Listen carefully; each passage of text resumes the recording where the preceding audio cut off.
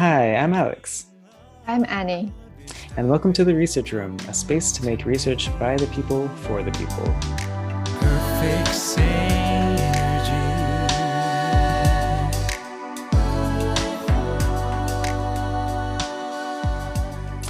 And today, thank you. Today, we're going to continue with talking about resilience. We wanted to devote this whole month to resilience. And so last time we talked about just like in general, what are resilience paths? What can you expect when you like see some of this literature? But now we want to talk specifically about like the outcomes and like what might be affecting some of these outcomes. So we came across this paper called Comprehensive Meta-Analysis of Resilience Interventions, a nice short title for once. Still And long for me. oh no. But I think hopefully, I mean, it's like maybe a third of the size of normal papers. Sure. So this was by Lynn and her colleagues back in 2020.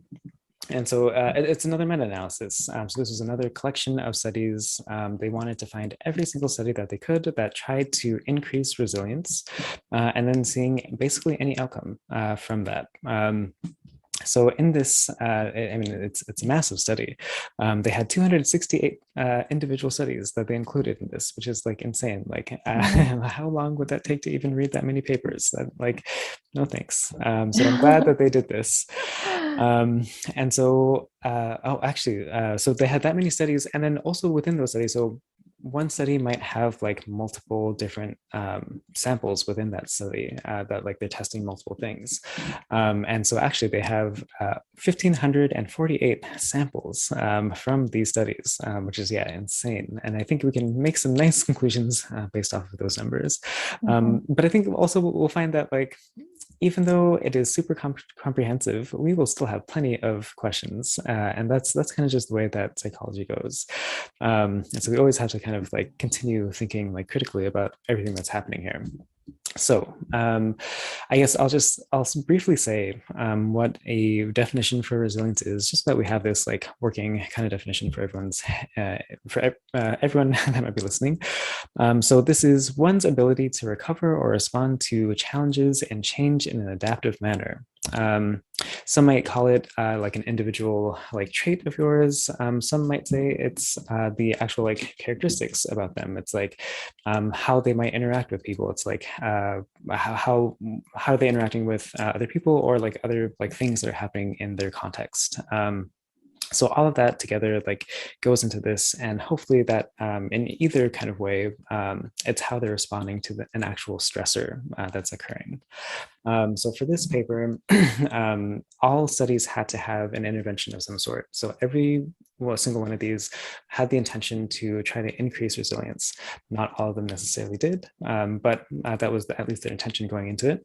And then they wanted to see any other outcomes from that. So some possible outcomes, or actually all the outcomes that they ended up looking at, were specific actions that they might take becoming resilient or not, any biophysical sort of things, so things like maybe your heart rate or like other physiological sort of factors. Then there's also coping, so how did people end up coping after this, their emotions, how positive or negative were they feeling, their actual resilience, did they end up becoming more resilient or not, symptoms, so what this is like specifically for like patients, any kind of symptoms that they might have been going through, did they have a reduction in those symptoms, and then overall well-being. But it doesn't just stop here. That would be more than enough, right? To just see that relation. But they also wanted to see what might be changing this association, sorry, through moderation. So they wanted to see, in certain cases, is this effect larger? Is this effect smaller? Is it like, does it completely wipe out this effect? Things like that. So those moderators, so these are just like other things that we should be thinking about are age, gender, the length of the intervention itself, the intervention approach. So that just means that there's different ways that they try to increase resilience. And we'll talk more about that in just a little bit. The intervention target itself. So were they like in some like school setting, were they patient population, things like that. And then the level of risk exposure. is it low, is it moderate, is it high? Just like in their natural environments, were they more prone to coming across like stress in general?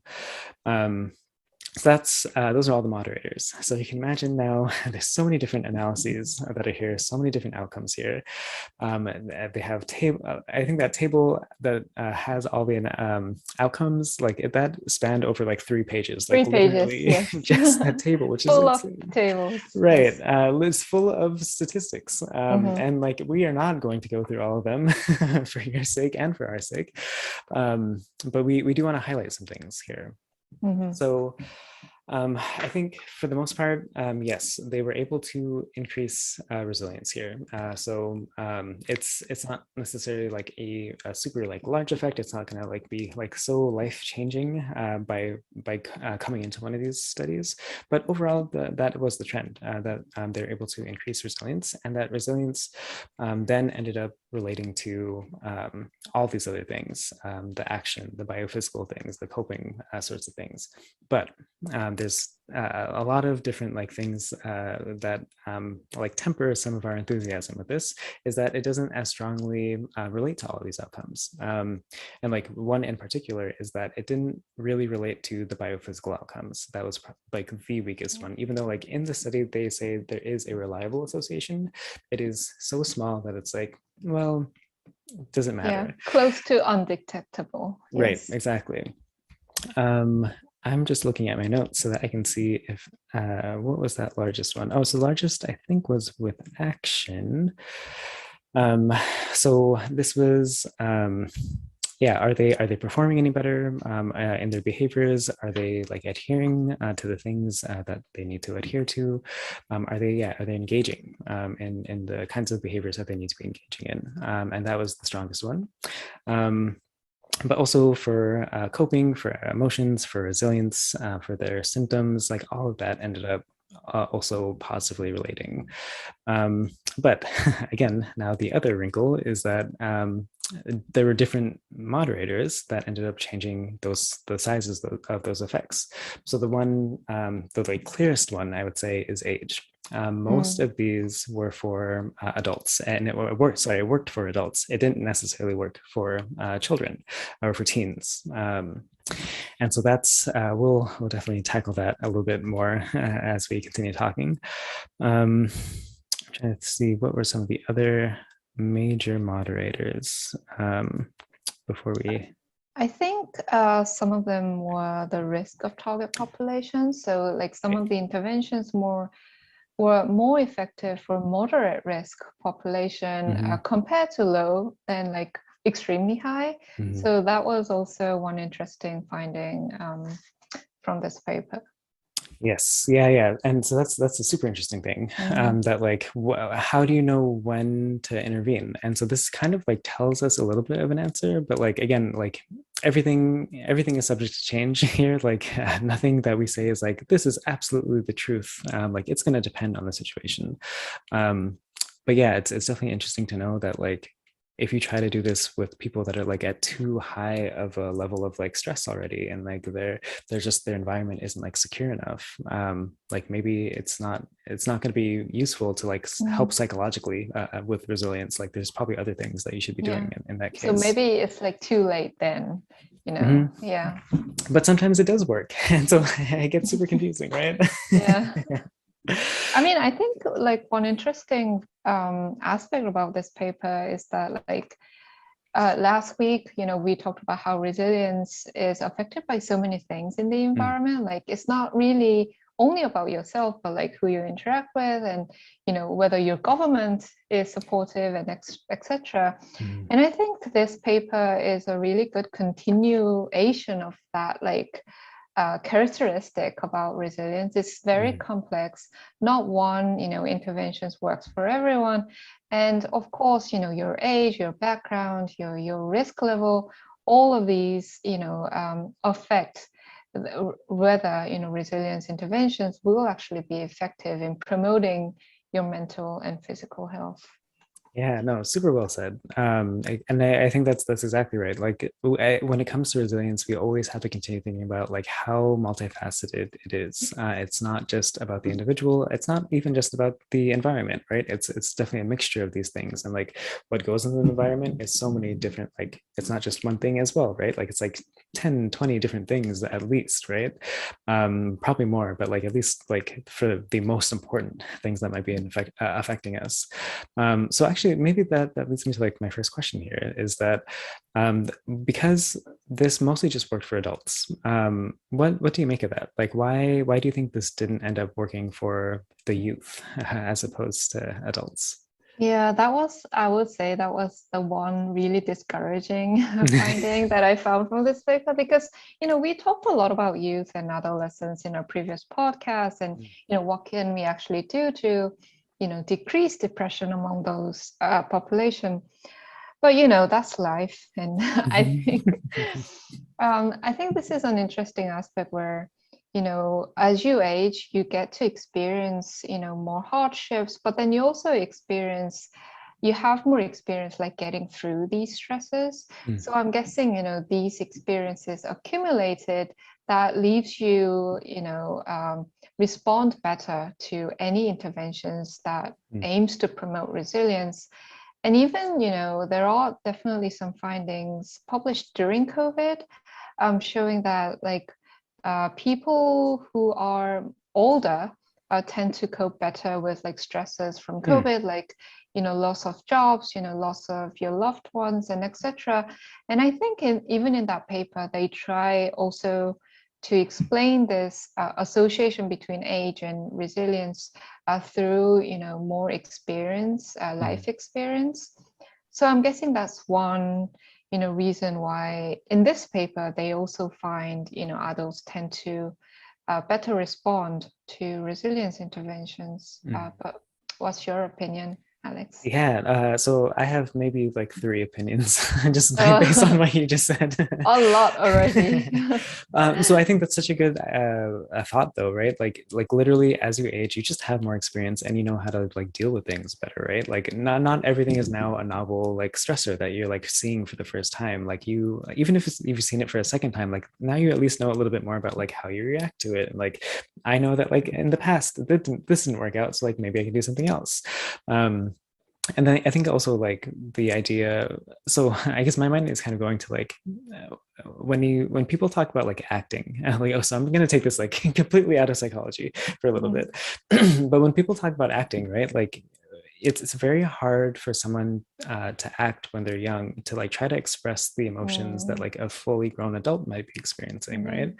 mhm, And it's not because like children suck, for lack of better terms, mhm, but it's because of life experience. Like if you haven't actually experienced heartbreak before, if you haven't actually experienced like I don't know, like what it might be to like lose a child or something like that, right? Like, of course, like you are a child yourself. Like, how could you know what that feels like? So it's this idea of like experience that like, yeah, you just have fuller, richer experiences to draw from, and like that's good for like emotion regulation kind of skills, and just knowing like how to approach the problems. So I'm on board with that. I don't know, like it hasn't been like validated or anything necessarily, but I think it's a really good like thought to be thinking about. Um, there is also like, I mean, there is some validation actually with this. There's the socio-emotional um, theory, which I'm blanking. Is that actually what it's called? But it's something like that. But just literally, as people get older, they end up dealing better. I mean, oh, dang it. I should have looked this up before coming here. But I didn't even think about it until you said this. So the gist is though that like people end up being less stressed the older that they get. And that mm, is a combination of things. It's also like this idea of experience, but it's also like people know how to like select their environments a little bit better. They know like, hey, I when I'm in this certain situation, I am very stressed out, so I'm just not going to do it anymore, right? Whereas like children and teens, like they're trying all these new like different things, and like again, everything is novel, everything's kind of stressful. They don't necessarily know what to do with that just yet. mhm, So I think there's like at least theoretical support there as well. in a different direction, there is also the brain development kind of stuff, right? That as you get older, I mean, yes, a lot of your brain is intact already by the time that you're a teen, but like some of the most important parts for like thinking about like resilience and emotion regulation again, like that doesn't really come fully online until we are older, at least like 25 or so. So yeah, I mean, just like thinking about like how could we expect an adolescent or a child to be like fully resilient in the same way that an adult could be, and like to be able to learn what it means to be resilient without like the brain literally can't function in that kind of way. Yeah.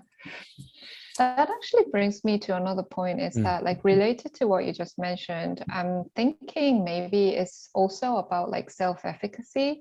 So, you know, for adults, once you become an adult, like you have more control over your environment. You don't have to depend on others. And it's really you that who has to take action about your lives, about your emotions. But, you know, for youth and children, they are still more dependent, like to their parents or to their friends. And so maybe like the perceptions about like self-efficacy, like how much they can actually take action to change their environment, is much less so than those like who are adults. So maybe that's like one of the reasons why they responded less to these interventions, because, you know, it's not, they may feel it's not really about them, but like, you know, other things, they are still like dependent on other things in their environment. So maybe that's one reason. Yeah, no, that's, I think that's totally reason. This idea of like agency and independence and things like that, right? That I mean, yeah, as an adult, you literally have resources. Like as a child, you don't have resources. Like you have the resources that are given to you, but like as an adult, you have your own money, you have your own house, you have your own car potentially. Like you have your insurance. Like and then you understand like the ins and outs of like how your insurance works. Like as a child, you don't know that, right? Like you're just kind of here for the experience until you have it for yourself. So I think all of that, like, yeah, definitely matters so much. So like, I guess something that it might be helpful to talk about then is what might be effective for like adolescents and children. And, you know, based on all of our points so far about like the agency, about like, you know, self-efficacy and control, I think maybe like, you know, there were so many interventions that were used in this paper, you know, physical activity, mindfulness, and, you know, all these other things. And maybe because of their relative lack of like perceptions of control, maybe social support, you know, could be the biggest factor for younger people, younger adult children, because, you know, they tend to be more dependent on their social networks.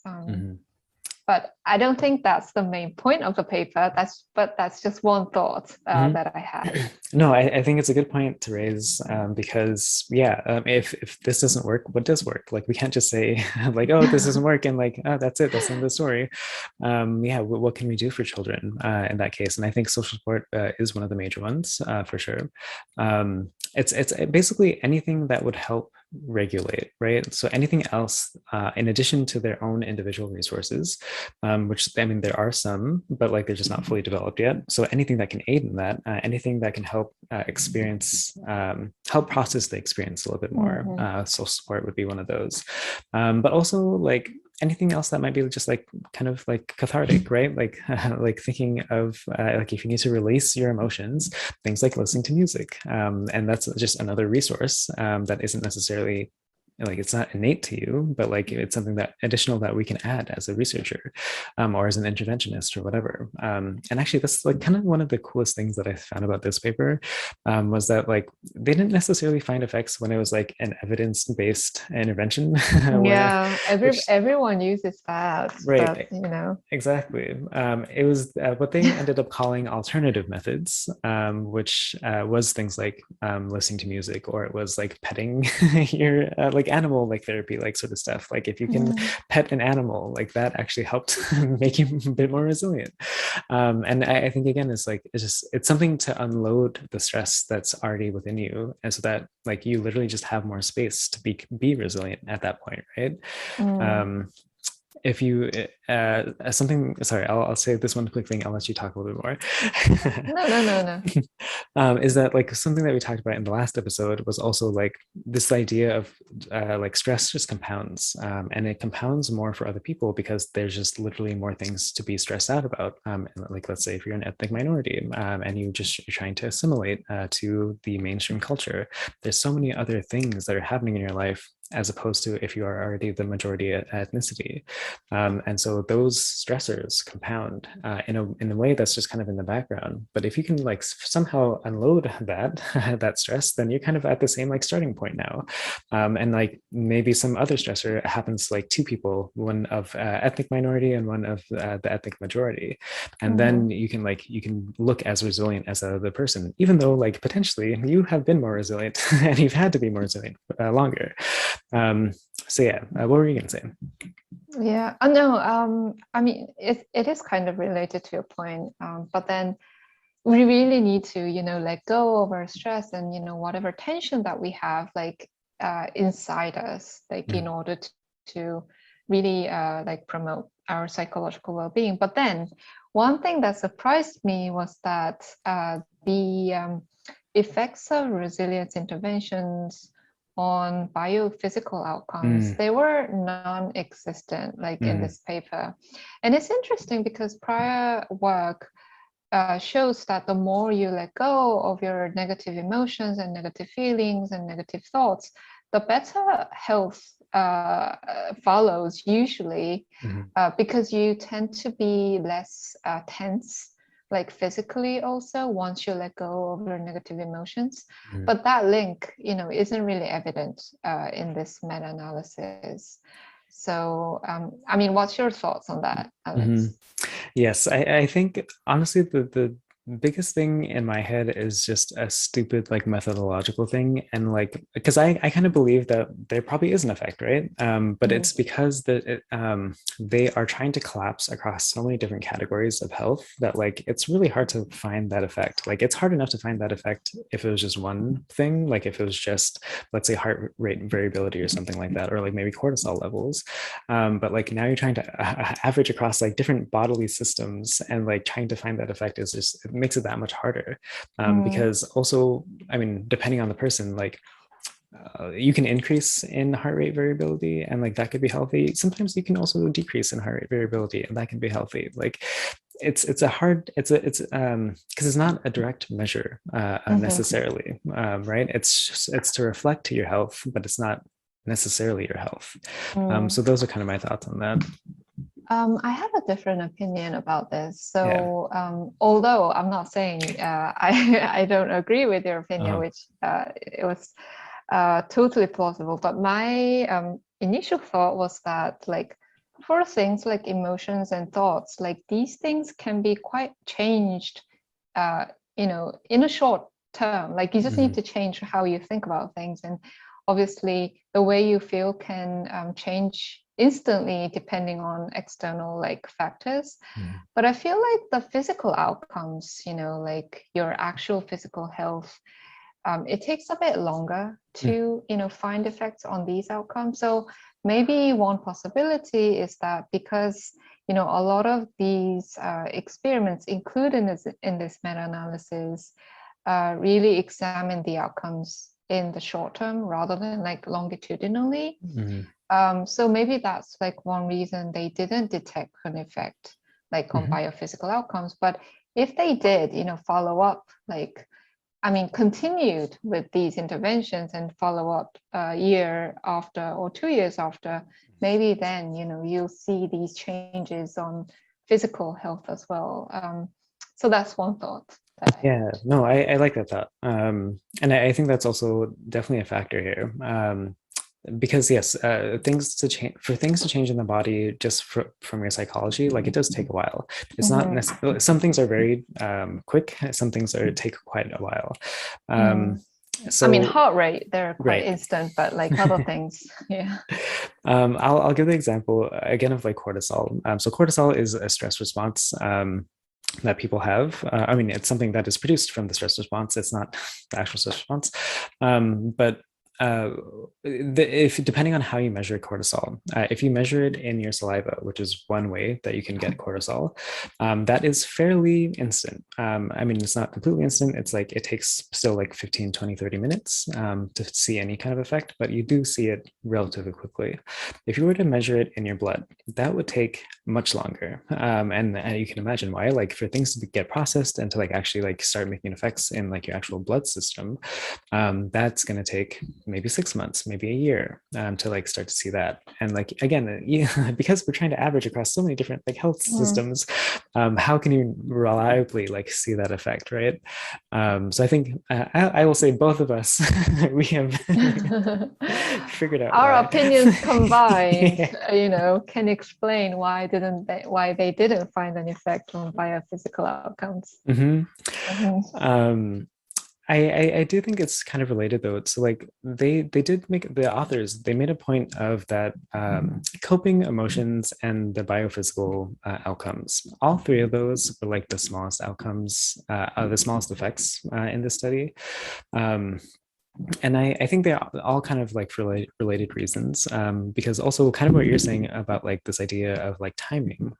Timing is super important, and when you're trying to think of like how people might be coping and like how like how positive they're feeling, how negative they're feeling, like in different moments, right? Like you need different measures for all this. Like you need to, maybe for some things they need to be like super instantaneous, for other things you need to like wait a little bit longer and see, and that's all going to affect what we end up seeing with this. And like that's up to the researchers to like figure out like what's the right timing to actually do this. But yeah, I mean, these kinds of things, they fluctuate just so much all the time, as opposed to like something like maybe symptoms. Like if you're doing something well, your symptoms will probably decrease, right? Like if you have a cold, as you get better, your like stuffy nose is going to go away, your coughing is going to decrease, like things like that, right? So like that's a little bit more reliable, and it's definitely like an outcome that you can measure at the end of the study.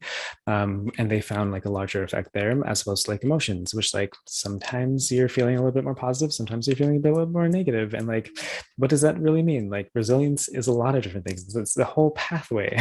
And sometimes that pathway is negative, sometimes that pathway is positive. And you know, resilience doesn't just happen like instantly also. Like although, you know, this meta-analysis was really helpful, you know, trying to figure out when, you know, these interventions are effective and for whom. But then, you know, I think one lesson that we need to need to at least think about, like after reading this paper, is that like even those ones that were found to be effective, you know, they need to be like consistent. Like if, you know, this music therapy was effective for, you know, promoting resilience, that also means that we need to keep doing it in order to really, you know, build our ability to be resilient in different situations and also for longer. So yeah, that's just, I Right. guess, Yeah. one lesson No, that I thought to myself. yeah, no, that's such a good point again. That like it takes a while to do this, right? Like it has to be a habit. It can't just be like instantaneous. And if we, and like as everyone kind of does, like we have negative thoughts about ourselves, right? Like, but that doesn't mean you're not resilient. It's just at the end of the day, like what do you do with that negative thought? Do you end up like moving past it? Do you accept it? Like what do you, or do you like actively like try to like figure it out or like whatever, or do you just kind of like let it linger and let it like continue like taking control of you, and like that takes us a long time to figure out, right? Yeah. So I know I think that's a good point as well. Yeah. I'm looking at the time. We do have a little bit more time, and I want to try to address anything that you want to say on the idea of severity, and why that might change this result here. I mean, one thought that I had was that obviously, you know, any interventions will be more effective for people who need them, right? So to some extent, that kind of explains why these interventions were more effective for at least population with some level of risk, right? Mm. But then one additional interesting aspect is that yes, interventions are more effective for people who are in need, but then you don't want to be too late, right? Mm-hmm. Because these interventions weren't so much effective for really high, risk population, but more effective for moderate risk populations. Mm. So that's my, my take. We talked about timing, but then I think it is, similar to your point about the timing, is that we need to, find the right timing so that we're not too late in trying to promote resilience. But then we really need to identify the targets who really need these interventions for them to be effective. Right. Yeah. Okay. So I think I'll reiterate one thing that you said that I really liked as well. That like also I didn't quite click in my head until you just said it. But like they did find that if an intervention was effective, it was effective for people that were moderate or high risk at the very least. It was. I don't think, at least, it was ever the case that for low risk people that this ended up working. And if they did, it was like so small an effect. Relatively, it was smaller for low level, risk Right. population. So just the idea that like, who are you trying to intervene on? Hopefully you're doing it for the people that like actually need it. Of course, there's something to be said about like, you can intervene on healthy populations, and like hopefully you can set them up for like in the future, because like we're all at some point going to be facing like some huge like traumatic like stressors, right? So hopefully that this will just prevent outright like the super negative effects of those traumatic stressors. But hopefully we're also and like mostly focusing on the people that like, I mean, in the moment, like there's people in need, and hopefully we are focusing our resources on those people. And I mean, this is at least like a little bit telling that like we should be like we can actually get some pretty good effects if we target those people that are most in need. But then it does, there's the caveat, of course, of like you can't wait too long, because after a certain point, like if you're just trying to like make someone more resilient, it's like go away. Like my life sucks. I'm going through a lot here. Like give me something more tangible than like making me feel more resilient. So I can definitely I can that resonates within me. Yeah, and maybe because we're near we have limited time. One thing that I want to mention before we end is that like sometimes there are definitely instances where I feel that I'm drained and I'm stressed, and sometimes like I'm reluctant to take action, but rather just think that, oh, this will pass, like everything will pass with time. But at least like after reading this paper, it tells me that it's better to take any kind of action rather than just do nothing and wait, because there were so many different interventions that were included in this paper that tried to promote resilience, and even small, like they were still effective, right? So listening to music and doing some physical activities, trying to be mindfulness, taking action is really important when you are feeling stressful. And that also reminds me to help others too. Like sometimes I don't want to, when I see other people being stressed, sometimes I don't want to intervene because, I don't want to be too nosy, or, I don't want to stress them out even more. But then, trying to intervene and trying to be a good social support when they actually need it, could really be effective in promoting resilience. Yeah, my two takes from the paper. No, those were such good messages, I think. And that's, I think, how we'll end it. That like, if you can, like, just try something out. Like, there's some very low stakes things here, right? Like listening to music. Like, yeah, if that's going to make you more resilient, try it out. Why not? Although, I mean, I'm not going to get into that actually, because there's potentially cons to that as well, like a negative side to it. But if you're really in need, right, like something that can alleviate that stress, like could be something like music. And yeah, we as a society, like we could definitely just use a little bit more helpfulness and a little bit more positivity from those around us. So I very much echo what you're saying there. On that note, what's coming up? Next week, we're going to be talking more about resilience. We are going to be talking even more about like the actual predictors of resilience here. So in this paper, we talked about interventions that try to increase resilience, but like also like, what is that? Like, what does that mean? Like, how could they even try to increase something like this? But also like, how is it naturally happening? What are some of the things that like are naturally occurring in people and naturally occurring in the world around them that is making people resilient? And I think that's going to be our focus for next week. So until then, feel free to check out any of our work. We still have all of our visuals. We have these podcast episodes and our write-ups. Feel free to check those out on roomforresearch.com. And then also we have everything on social media. Feel free to check us out there, again, at Room for Research. And that is going to be all for today. Thank you. Thank you, everyone. Yeah, bye for now.